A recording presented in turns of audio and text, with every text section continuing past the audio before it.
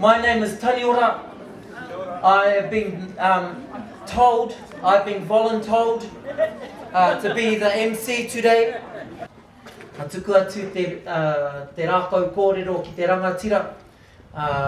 Eteroma, kia kōrero hia mō Matariki. Nō reira, nau mai, hara mai. Ko ara ke ahau I te papa o te whenua. Ko ki te ahau I ngā whetū e tūtaki tahi ana. Ko Matariki te kairūri, ko atutahi kei te taumata o te mangoro. I have risen from the surface of the earth, and I have seen the stars standing alone. Matariki is the surveyor, and atutahi stands at the pinnacle of the Milky Way. A whakatauki are handed down to us from King Tāwhio. So what is Matariki? Matariki is the Māori name for the star cluster of Pleiades, which rises here in Aotearoa midwinter.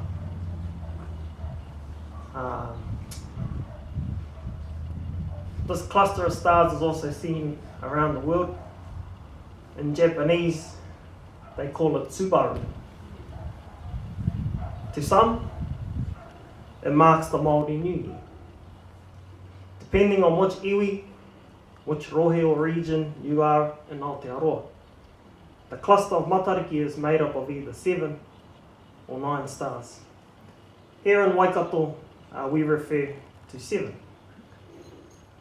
And we also refer to what is now the coat of arms of the Kīnitanga, Te Paki o Matariki.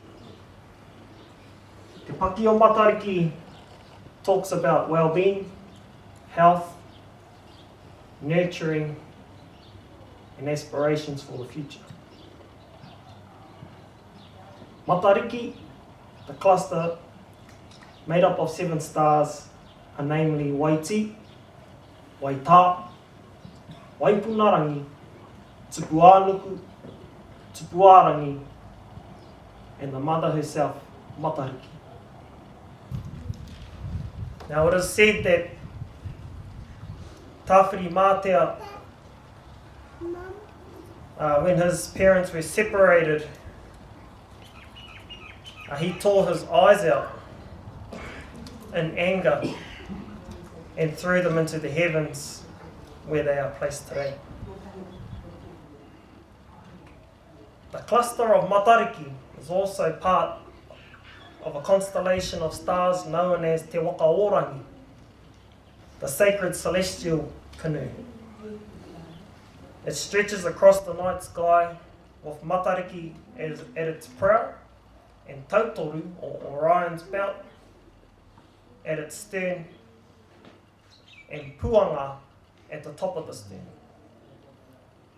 This waka, this sacred canoe, is captained by the star Taramainuku. And as this waka sails across the sky, in the evening, Taramainuku would cast his net, his tupenga.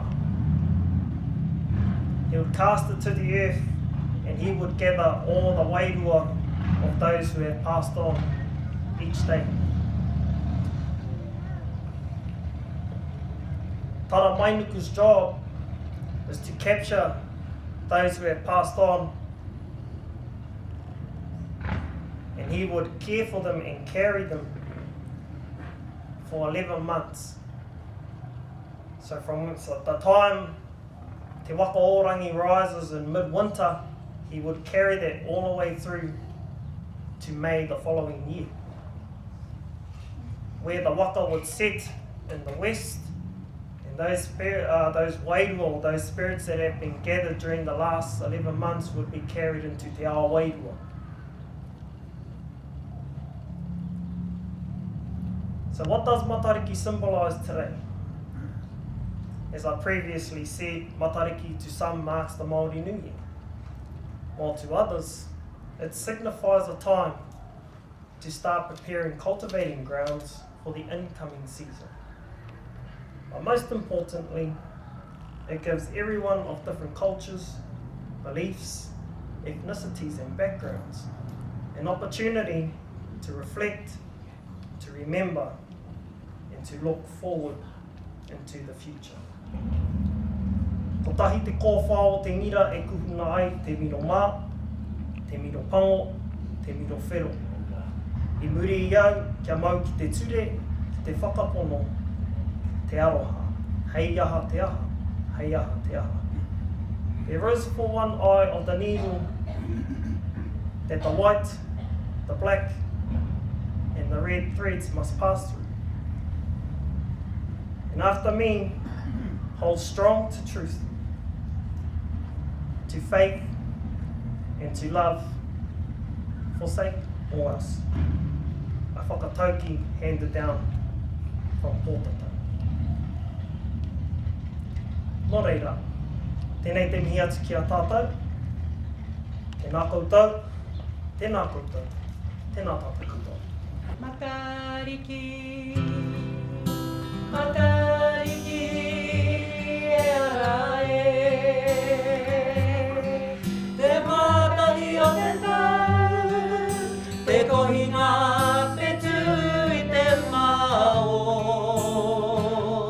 Rangi nui, e pia tata mai ana, whakatata i te rangi, e tohu ana i te tauhau Māori e.